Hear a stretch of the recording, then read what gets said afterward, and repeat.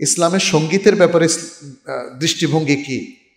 ইসলামী সঙ্গীতের ব্যাপারে ইসলামের দৃষ্টিভঙ্গি কি? আচ্ছা, ইসলামী সঙ্গীত এই কথাটা শুদ্ধ নয়। ইসলামী গান অথবা কবিতা এটা শুদ্ধ আছে।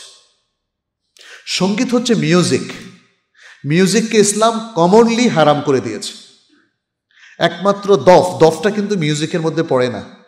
একমুখী দফ, যেটা রাসূল সাল্লাল্লাহু আলাইহি ওয়াসাল্লাম বিবাহ এবং 2 ঈদের আনন্দ ঘন অনুষ্ঠানে, বিশেষ করে ঈদ উল ফিতরে তিনি জায়েজ করেছিলেন, সেটা হচ্ছে দফ, সেটা কিন্তু মিউজিক না।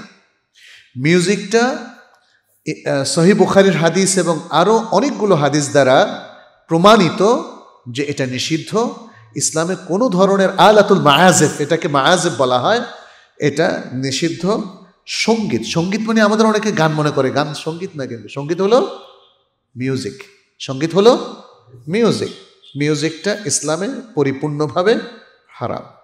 আর গানের ক্ষেত্রে যদি শালীন হয়, মিউজিক ছাড়া হয়, তাহলে গান আবৃত্তি আর কবিতা আবৃত্তি একই জিনিস, সেটা জায়েজ আছে। তবে এখানে কিছু রেস্ট্রিকশন আছে। ছোট বাচ্চাদের গলা যদি মেয়েদের মতো হয়, তাহলে আমাদের সালাফ সেটাকে নিষেধ করেছেন। তারপরে মেয়েরা এসে যদি ছেলেদের সামনে, ছোট মেয়েরা হোক আর বড় মেয়েরা হোক, গান গায় ইভেন মিউজিক ছাড়া, সেটাও মানে নিষেধাজ্ঞার মধ্যে পড়বে। মেয়েরা মেয়েদের মধ্যে গাইবে আর ছেলেরা ছেলেদের মধ্যে। কিন্তু সেই গানের মধ্যে কোনো ভাষা অশ্লীল থাকতে পারবে না।